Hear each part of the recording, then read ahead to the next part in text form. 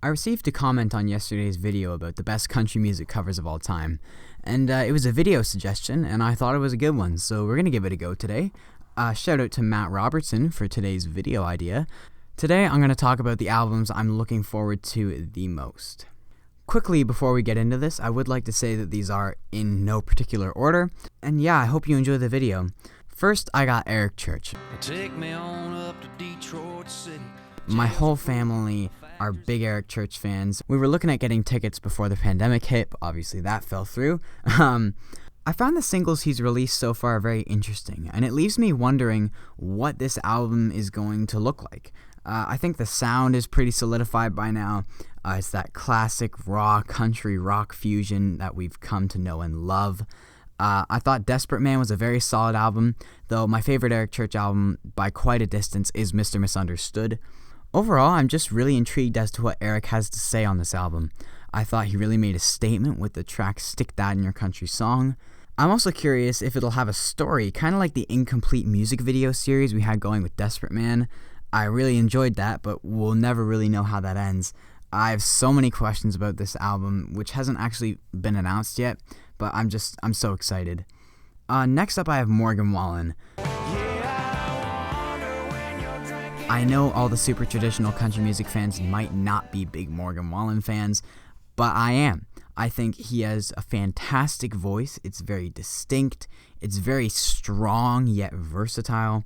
I think the fact he has a falsetto with such a raspy voice is quite unique. I've just been loving the sound from his new singles, 7 Summers and More Than My Hometown. I think are just great in my opinion. They're very easy listening songs. 7 Summers especially has an undeniable groove. I think it's deserving of the attention it's currently getting, obviously becoming a massive hit for him. I was one of the people during quarantine that was listening to the YouTube video that was the sample of 7 Summers, and definitely received a curveball when he dropped the studio recording. But I think now that I've listened to it more, I think I prefer the studio recording. It's so lush and beautiful. The sound he's going for, I really like. I think it is country music. Do I think it has inspirations from other genres? Of course. Is there a problem with that? I don't think so. I don't know where the issue is with it. I think the music's still incredible. Morgan is just one of those artists that I can listen to whenever. I just love his music. I also would like to point out, I really dig the new version of Heartless. I thought the original with Diplo was a great song. It was super catchy. Though I think the album mix that was just released is a little percussion heavy in the chorus, I think it's still a great track. I remember listening to the original version of Heartless and thinking, man, this would be really interesting if he released a more country version of it, and here it is. I can't say it's everything I hoped it would be, but I'm not complaining. I still think it's a solid song. I think it has a fantastic hook. It's one of those songs that can get stuck in my head for weeks at a time. I hope it appears on the new album. I'm just very excited because I'm a big Morgan Wallen fan, and I don't care if that's basic. He releases great music. Now I've got Chris Stapleton. I think I speak for everyone when I say I'm essentially counting down the sleeps until November 13th.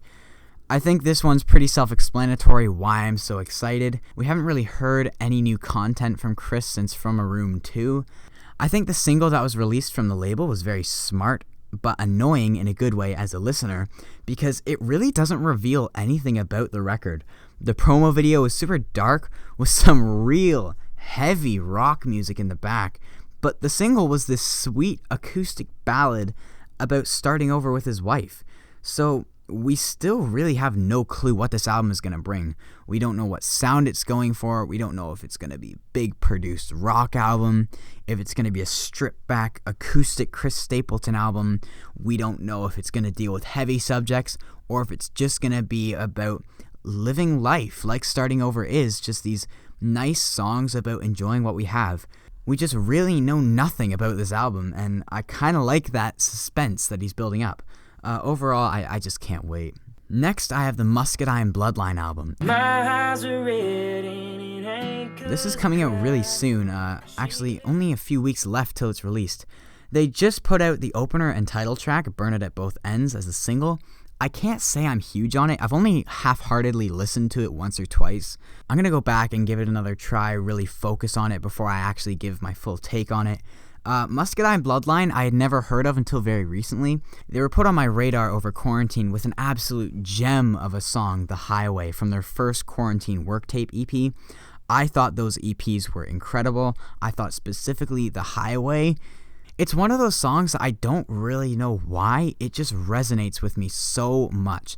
Definitely the iPhone quality helps with that raw, heartbroken feel. But I just love this track. I think the melody, especially leading up to the chorus, is really good, where it's like, you got a diamond and I got a dime. I love that melody line there.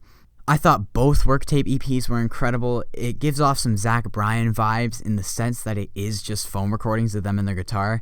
I find it funny and a cool little gimmick that even the titles, if you go on Apple Music or Spotify, are meant to look like file names. I kind of like that touch. However, when I checked out their studio projects, only briefly, again, similar to the title track, I haven't given their studio projects as much attention as I did the quarantine work tapes. But from what I've heard, I can't say I'm a big fan, mostly due to the production, but also I found the lyrics kind of shallow on some of those songs as opposed to the quarantine work tapes, which I thought were excellently written.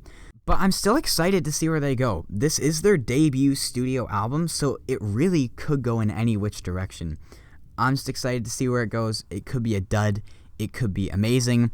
I don't know. I'm just excited. And lastly, I have Parker McCollum. I absolutely loved his 2017 record, Probably Wrong. I loved the piano-driven sound, the lush yet raw feel the instruments gave off. You can actually hear each instrument in every track and how it plays off of each other.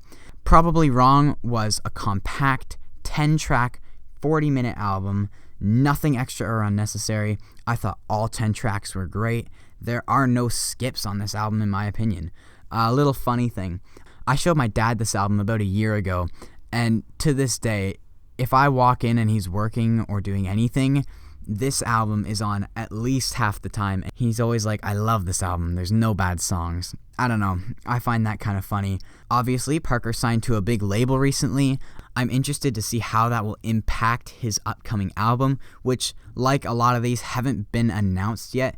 But it's coming. It's been over 3 years since Probably Wrong, so we can only assume something's in the works, especially with the singles he's releasing. I don't have a problem with any of the 3 singles he's released so far. They just don't feel as instrumentally inclusive as Probably Wrong.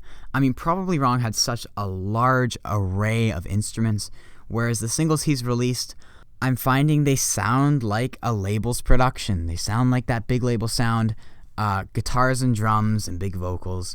But like I said, they aren't bad tracks. They just don't give off that Probably Wrong vibe. And don't get me wrong, I love when artists change up their style, change up their sound, go for something different. I'm all for that. It's just, I love the Probably Wrong sound so much that if this new record doesn't sound like that, it's going to be a bit of a hard pill to swallow just because I love Probably Wrong so much. But yeah, overall, I'm just excited to see where he goes, which route he takes with this new record, and I can't wait. So that was the 5 albums that I'm really looking forward to the most. Obviously, some big names in there with Eric, Morgan, and Chris. I think a lot of people are excited for those. I just wanted to throw my take out there. Thank you again, Matt, for the comment. I really enjoyed making this list and putting together my notes of why I'm looking forward to these. If anything, it's just gotten me more excited for these albums, whether that's a good thing or not, because you can bet now that I'm going to be counting the sleeps till all of these records come out, or at least they're announced. That's one thing with the Morgan Wallen album. Can he at least announce it? Like, good grief. But either way, I'm rambling on. I hope you enjoyed this video. Like if you did, subscribe for more content, and yeah, have a great day.